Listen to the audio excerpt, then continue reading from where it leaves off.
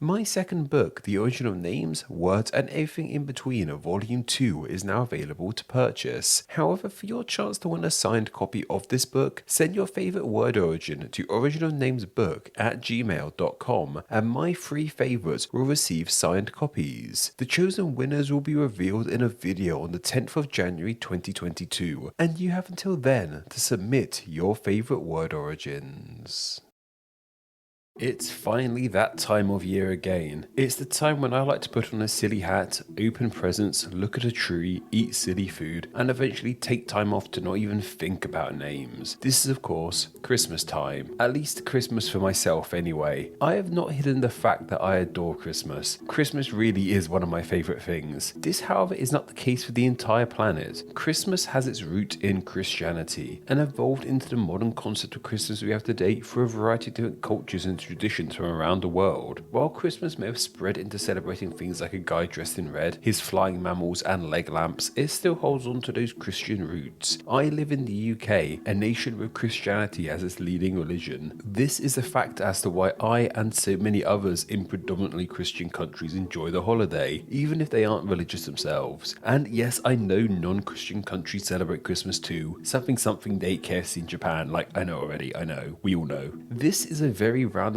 way of me saying that while I and many others may be celebrating Christmas at the moment, the entire world isn't. There are many different cultures and religions across our globe, and not only do they not all celebrate Christmas, they even have their own December holidays. So the final video of Name Explains Christmas Week 2021 is a video not about Christmas at all, but instead about the other December holidays from around the world, and let's find out where their names came from. Though let's just rewind a little bit. Remember how I said over Christmas I like to take time off and not think about names? Well, I wasn't kidding about that. This is my last video for the year. I will be back however on Monday the 10th of January. Many of these holidays differ from Christmas in one key way. Christmas is always held on the same date, the 25th of December. This isn't the case with a lot of these holidays. They are often held on different dates of the Gregorian calendar, usually around a similar time of year however. This is because they often relate to a specific day in the year rather than date, e.g. the first Sunday of winter or something like that. In other instances, it's because the days these holidays are held on relate to a different calendar system entirely. Take Hanukkah an example, which starts in either November or December. This Jewish 8-day festival celebrates a battle the Jewish won over the Greeks around 2,000 years ago, which allowed them to practice their Judaism freely. In this victory, a destroyed Jewish temple was repaired and rededicated, as many buildings are. It's from this dedication origin as to where the name for this holiday comes from, as the name comes from Jewish roots meaning to dedicate. BODHI Day however seems to be held on the same day every year,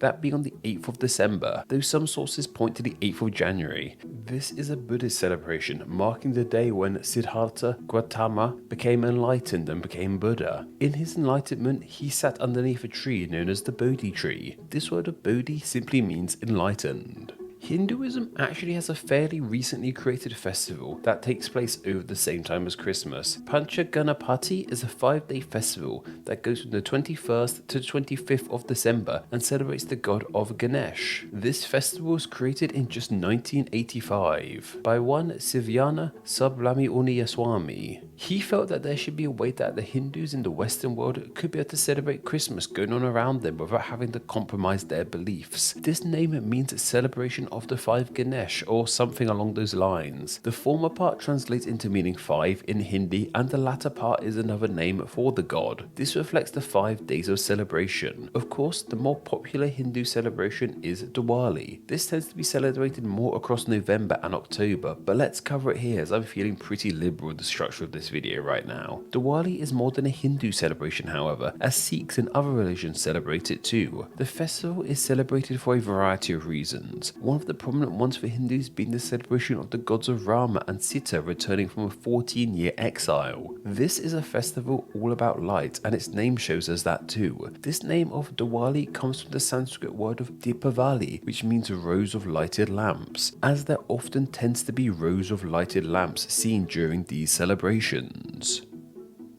KWANZAA is a celebration that's held on the 26th of December until the 1st of January. It was first created in 1966 by Dr. Maulana Kalenga as a way for African Americans across the United States to celebrate their own culture over the winter period. KWANZAA is seen as a pan-African celebration, which brings in things from a variety of different African cultures. The name, however, comes from Swahili. Specifically, it comes from the Swahili term of Matunda ya Kwanza, which means the first fruit or harvest. This is a nod to the large feast that happens on the last day of this celebration. A lot of cultures celebrate the winter solstice, that being the day with the most amount of darkness, literally the depths of winter. These tend to be pretty grim, dark days, so a celebration of some sorts usually helps raise spirits. A great example of celebrating this solstice is with Dongjing. This is a winter celebration originating from China, but it seems to have made its way into other East Asian nations too. This name translates into meaning winter's extreme, which is a pretty badass name, I must say. Anything with extreme in the name is pretty badass in my books. Maybe I'll rebrand as Name Extreme in the new year, who knows. There are December celebrations that aren't really held on our planet anymore, at least not in a large capacity. Ancient Rome was no stranger to celebrations and festivals, one of those being Dies Natalis Solis Invicti. This means day of the birth of the unconquering sun. This celebration was to honour one Sol Invictus, the Roman sun god. What's of most interest about this one is not only is it celebrated in December, it was held on the 25th of December,